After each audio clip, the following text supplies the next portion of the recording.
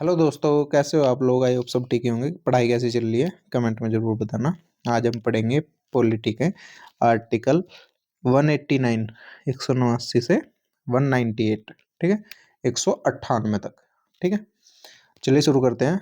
अनुच्छेद 189 क्या बोलता है? राज्य विधानमंडलों में मतदान गणपूर्ति, जो कि 1/10 सदस्य होते हैं कोरम का, वह कार्य संचालन के नियम से संबंधित है। कि राज्य विधानमंडलों में मतदान गणपूर्ति और कार्य संचालन के नियम से संबंधित कौन सा अनुच्छेद है? 189। अब हम पढ़ते हैं अनुच्छेद 190। इसमें है राज्य विधानमंडल के सदस्यों की सीटों के रिक्त होने से संबंधित है।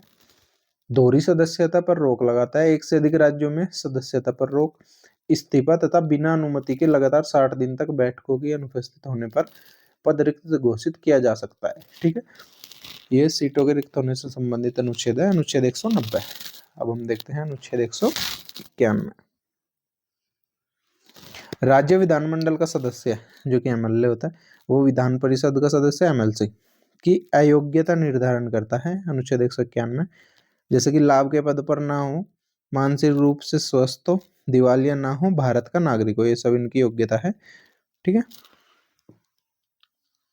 और मतलब कि अगर इनको अयोग्य निर्धारण करना है तो इनमें से कोई सी भी एक चीज हो तो इनको अयोग्य निर्धारण अनुच्छेद 191 करता है।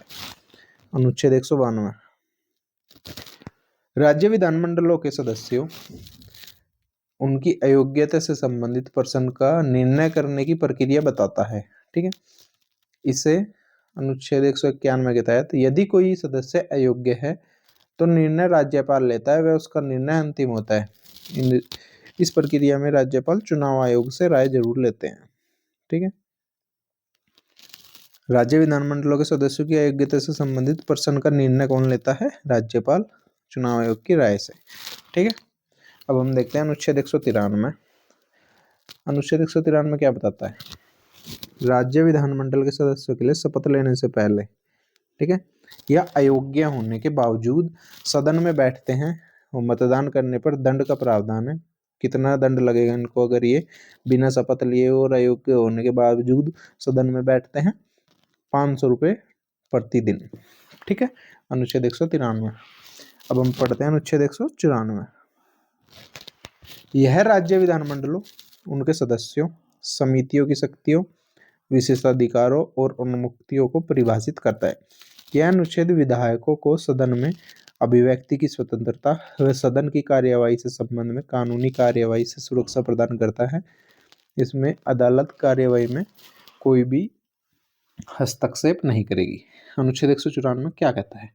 कि जो राज्य विधानमंडल और उनके सदस्य हैं विधानसभा विधान परिषद की, उनकी समितियों की शक्तियां है, विशेषाधिकार और मुक्तियों को परिभाषित करता है। ठीक है, विधायकों को सदन में अभिव्यक्ति की स्वतंत्रता देता है कि जो भी बोलेंगे उनके बोलने के बाद उन्होंने जो मत दिया है या फिर जो बात कही है उस पर आप अदालत में नहीं जा सकते। सदन की कार्यवाही से संबंध में कानूनी कार्यवाही से सुरक्षा प्रदान की गई है। ठीक है, अनुच्छेद 195 क्या है? राज्य विधानमंडल के सदस्यों के वेतन में भत्ते। अनुच्छेद 195 राज्य विधानमंडल के सदस्यों के वेतन और भत्तों से संबंधित है।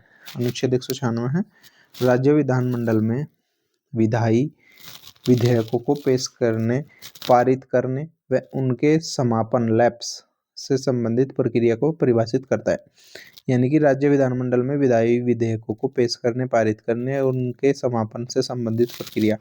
अब हम देखते हैं कि विधेयक जो है कैसे कैसे समाप्त होते हैं और कब कब नहीं होते। 17 से लंबित विधेयक व्यापगत यानी कि समाप्त नहीं होते। अगर कोई भी संसद में 3 सत्र चलते हैं ना, कोई भी सत्र समाप्त हो गया तो उसके बाद विधेयक समाप्त नहीं होते। दूसरा है समाप्त न होने वाला, कैसे कि समाप्त होगा नहीं विधेयक? विधान परिषद में लंबित हो जिसे विधानसभा ने पारित नहीं किया, विधानसभा के विघटन पर समाप्त नहीं होते।